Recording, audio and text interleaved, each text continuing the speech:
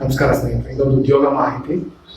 Border security force BSF ನಲ್ಲಿ application ಕಾಲ್ ಮಾಡಿದ್ದಾರೆ recruitment ಪ್ರೋಸೆಸ್ಗೆ.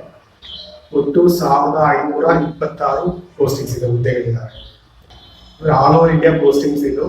1526 ಹುದ್ದೆಗಳು ಅಂತ ಹೇಳಿದ್ರೆ ವಿಪರೀತ ಕಾಂಪಿಟೇಷನ್ ಇರುತ್ತೆ. ಆದ್ರೂ ಬಾರ್ಡರ್ ಸೆಕ್ಯೂರಿಟಿ BSF ನಲ್ಲಿ ಕೆಲಸ ಮಾಡೋಕ್ಕೆ ಇಂಟ್ರೆಸ್ಟ್ ಇರೋರು ಪ್ರಯತ್ನ ಮಾಡ್ಬೋದು. ಯಾಕಂದ್ರೆ ಎಲ್ಲರೂ ಕ್ವಾಲಿಫೈ ಆಗ್ತಾರೆ, ಎಲ್ಲರೂ ಕ್ಲಿಯರ್ ಮಾಡ್ತಾರೆ ಎಕ್ಸಾಮ್ಸ್ ಅಂತ ಹೇಳಲ್ಲ. ಸೊ ಪ್ರಯತ್ನ ಮಾಡ್ಬೋದು. ಸೊ ಏನೆಲ್ಲ ಇದೆ ಈ ಜಾಬ್ ಪೋಸ್ಟಿಂಗ್ಸ್ ಅಲ್ಲಿ ಅಂತ ತಿಳ್ಕೊಳ್ಳೋಣ. ಮೊದಲನೇ ವಿಷಯ ಇದರಲ್ಲಿ ಏನಂದ್ರೆ, ಈ ಸಲ ನೋಟಿಫಿಕೇಶನ್ ನಲ್ಲಿ ತುಂಬಾ ಸ್ಪೆಸಿಫಿಕ್ ಆಗಿ ಮೆನ್ಷನ್ ಮಾಡಿದ್ದಾರೆ. ಮಹಿಳೆಯರಿಗೆ ಸಮಾನವಾಗಿ ಅವಕಾಶ ಕೊಡಲಾಗುತ್ತೆ, ಅಂದ್ರೆ ಜೆಂಡರ್ ಬ್ಯಾಲೆನ್ಸ್ ಗೋಸ್ಕರ ಸಮಾನವಾದ ಅವಕಾಶ ಕೊಡಲಾಗುತ್ತೆ ಅಂತ. ಸೊ ಇದರಲ್ಲಿ ಪುರುಷರಷ್ಟೇ ಅಲ್ಲ, ಮಹಿಳೆಯರು ಕೂಡ ಜಾಬ್ಗೆ ಅಪ್ಲೈ ಮಾಡ್ತಾರೆ. ಸೊ ಏನ್ ಪೋಸ್ಟಿಂಗ್ಸ್ ಇದೆ ಇಲ್ಲಿ ಅಂತ ಹೇಳೋದಾದ್ರೆ, ಅಸಿಸ್ಟೆಂಟ್ ಸಬ್ ಇನ್ಸ್ಪೆಕ್ಟರ್ ಮತ್ತೆ ವಾರೆಂಟ್ ಆಫೀಸರ್, ಹೆಡ್ ಕಾನ್ಸ್ಟೇಬಲ್ ಮತ್ತೆ ಹವಾಲ್ದಾರ್, ಕ್ಲರಿಕಲ್ ಪೋಸ್ಟಿಂಗ್ಸ್. ಸೊ ಕ್ವಿಕ್ ಆಗಿ ನೋಡೋಣ ಜಾಬ್ ಡೀಟೇಲ್ಸ್ ಏನು, ಏಜ್ ಕ್ರೈಟೀರಿಯಾ ಏನು, ಇದೆಲ್ಲ ಡೀಟೇಲ್ಸ್ ಏನು ನೋಟಿಫಿಕೇಶನ್ ಅಲ್ಲಿ ಇದೆ, ಕ್ವಿಕ್ ಆಗಿ ನೋಡೋಣ. ಸೊ ಇದರಲ್ಲಿ ಜಾಬ್ ಪೋಸ್ಟಿಂಗ್ಸ್ ಏನಿರುತ್ತೆ ಅಂದ್ರೆ, ಅಸಿಸ್ಟೆಂಟ್ ಸಬ್ ಇನ್ಸ್ಪೆಕ್ಟರ್ ಮತ್ತೆ ವಾರೆಂಟ್ ಆಫೀಸರ್, ಹೆಡ್ ಕಾನ್ಸ್ಟೇಬಲ್ ಮತ್ತೆ ಹವಾಲ್ದಾರ್, ಈ ಹುದ್ದೆಗಳಿಗೆ ಅಪ್ಲಿಕೇಶನ್ ಕಾಲ್ ಮಾಡಿದ್ದಾರೆ. ಸೊ ಉದ್ಯೋಗ ಸ್ಥಳ ಬಂದು ಅಖಿಲ ಭಾರತ, ಅಂದ್ರೆ ಆಲ್ ಓವರ್ ಇಂಡಿಯಾ. ಕರ್ನಾಟಕದಿಂದ ಅಪ್ಲೈ ಮಾಡಿದ್ರು ಎಲ್ಲಾದ್ರೂ ಪೋಸ್ಟಿಂಗ್ಸ್ ಆಗ್ಬೋದು all over India. Application mode ಬಂದು ಆನ್ಲೈನ್, ಅಂದರೆ ಆಫ್ಲೈನಲ್ಲಿ ಅಪ್ಲೈ ಮಾಡೋಕ್ಕೆ ಬರಲ್ಲ, ಆನ್ಲೈನಲ್ಲಿ ಅಪ್ಲೈ ಮಾಡಬೇಕಾಗತ್ತೆ. ಸೊ ಅರ್ಜಿ ಸಲ್ಲಿಸೋದಕ್ಕೆ ಪ್ರಾರಂಭ ದಿನಾಂಕ ಆಲ್ರೆಡಿ ಸ್ಟಾರ್ಟ್ ಆಗಿಬಿಟ್ಟಿದೆ 9 ಜೂನಲ್ಲೇ. ಸೊ ಆದರೆ ಲಾಸ್ಟ್ ಡೇಟ್ ಇನ್ನೂ ತುಂಬ ಇದೆ, ಅಂದರೆ 8 ಜುಲೈವರೆಗೂ ಇದೆ. ಇನ್ನು ಯಾರಾದರೂ ಸಬ್ಮಿಟ್ ಮಾಡಿಲ್ಲ ಅಪ್ಲಿಕೇಶನ್ ಅಂತ ಹೇಳಿದ್ರೆ ಈಗಲೂ ಸಬ್ಮಿಟ್ ಮಾಡ್ಬೋದು, ತುಂಬ ಸಮಯ ಇದೆ. ಸೊ ಅಪ್ಲಿಕೇಶನ್ ಸಬ್ಮಿಟ್ ಮಾಡೋದು ಎಲ್ಲಿ, ಯಾವ ವೆಬ್ಸೈಟ್ನಲ್ಲಿ, ಮತ್ತು ಎಷ್ಟು ಫೀಸ್ ಆಗುತ್ತೆ ಅಂತ ನನ್ನ ಹತ್ರ ತಿಳಿಸ್ತೀನಿ.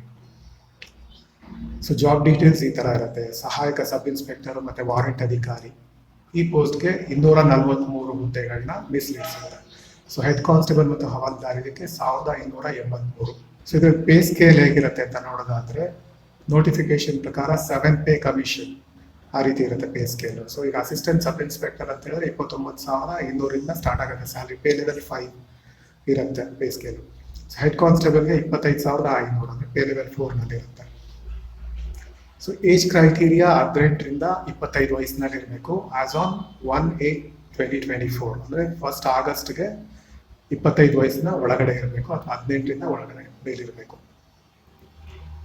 ಸೊ ವಯೋಮಿತಿ ಏನು, ಏಜ್ ರಿಲ್ಯಾಕ್ಸೇಷನ್ ಏನು ಅಂತ ಹೇಳಿದ್ರೆ, ಇದರಲ್ಲಿ SC/STಗೆ 5 ವರ್ಷ ರಿಲ್ಯಾಕ್ಸೇಷನ್ ಕೊಡ್ತಾರೆ. ಅಂದರೆ 25ರಿಂದ 30 ವರ್ಷದವರೆಗೂ ಅಪ್ಲೈ ಮಾಡ್ಬೋದು. OBCಗೆ 3 ವರ್ಷ, ಎಕ್ಸ್ ಸರ್ವಿಸ್ ಮೆನ್ಗೆ 3 ವರ್ಷ. ನೇಮಕಾತಿ ಪ್ರೋಸೆಸ್ ಈ ಥರ ಇರುತ್ತೆ. Physical standard test, physical efficiency test ಇರುತ್ತೆ. ನಂತರ ಕಂಪ್ಯೂಟರ್ ಬೇಸ್ಡ್ ಟೆಸ್ಟ್ ಇರುತ್ತೆ. ಅದು ಬರೀ ಇಂಗ್ಲೀಷ್ ಮತ್ತು ಹಿಂದಿ ಲ್ಯಾಂಗ್ವೇಜ್ನಲ್ಲಿ ಮಾತ್ರ, ಬೇರೆ ಭಾಷೆನಲ್ಲೂ ಟೆಸ್ಟ್ ಬರೀಲಿಕ್ಕಾಗಲ್ಲ. ಸ್ಕಿಲ್ ಟೆಸ್ಟ್ ಕೂಡ ಅಷ್ಟೇ, ಇಂಗ್ಲೀಷ್ ಮತ್ತು ಹಿಂದಿ. ಆನಂತರ ಡಾಕ್ಯುಮೆಂಟ್ ವೆರಿಫಿಕೇಷನು ಮತ್ತು ಮೆಡಿಕಲ್ ಎಕ್ಸಾಮಿನೇಷನ್ ಇರುತ್ತೆ. ಸೊ ಫಸ್ಟ್ ಫೇಸ್ ಮೊದಲಿಗೆ ರಿಕ್ರೂಟ್ಮೆಂಟ್ ಪ್ರೋಸೆಸ್ಸಲ್ಲಿ ಫಿಸಿಕಲ್ ಸ್ಟ್ಯಾಂಡರ್ಡ್ ಟೆಸ್ಟು ಮತ್ತು ಫಿಸಿಕಲ್ ಎಫಿಷಿಯನ್ಸಿ ಟೆಸ್ಟು. ಸೆಕೆಂಡ್ ಫೇಸಲ್ಲಿ ಕಂಪ್ಯೂಟರ್ ಬೇಸ್ಡ್ ಟೆಸ್ಟ್ ಇರುತ್ತೆ. ಥರ್ಡ್ ಫೇಸಲ್ಲಿ ಸ್ಕಿಲ್ ಟೆಸ್ಟು. ಇಷ್ಟು ಕ್ಲಿಯರ್ ಆದ ನಂತರ ಡಾಕ್ಯುಮೆಂಟ್ ವೆರಿಫಿಕೇಶನ್ ಮತ್ತು ಮೆಡಿಕಲ್ ಎಕ್ಸಾಮಿನೇಷನ್. ಮೆಡಿಕಲ್ ಎಕ್ಸಾಮಿನೇಷನಲ್ಲಿ ಡೀಟೇಲ್ ಮೆಡಿಕಲ್ ಟೆಸ್ಟ್ ಇರುತ್ತೆ ಮತ್ತು ರಿವ್ಯೂ ಮೆಡಿಕಲ್ ಟೆಸ್ಟ್ ಇರುತ್ತೆ.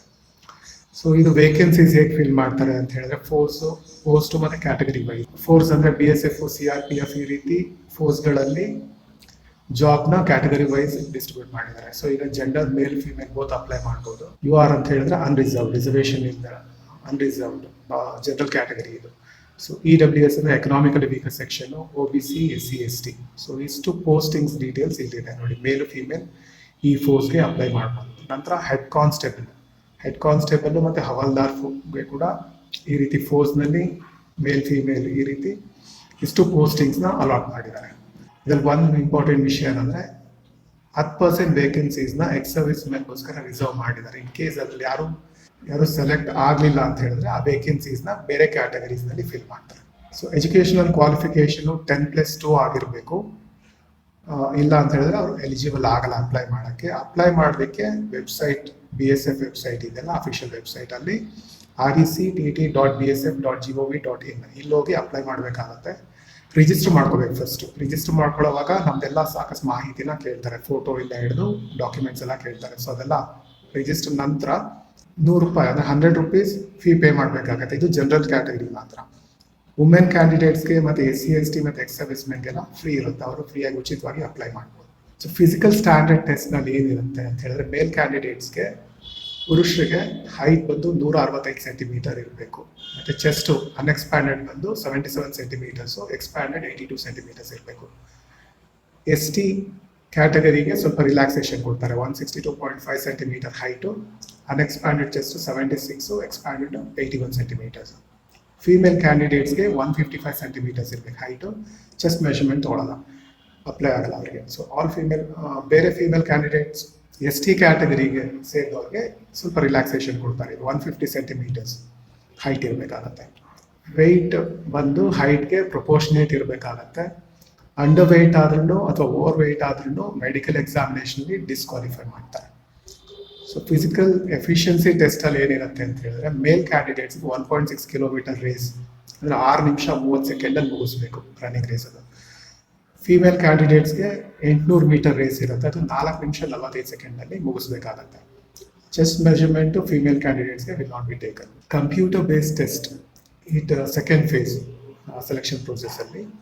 ಇದ್ರಲ್ಲಿ ಸಬ್ಜೆಕ್ಟ್ ಇಂಗ್ಲೀಷ್, ಹಿಂದಿ ಇರುತ್ತೆ, ಯಾವುದಾದ್ರೂ ಚೂಸ್ ಮಾಡ್ಬೋದು.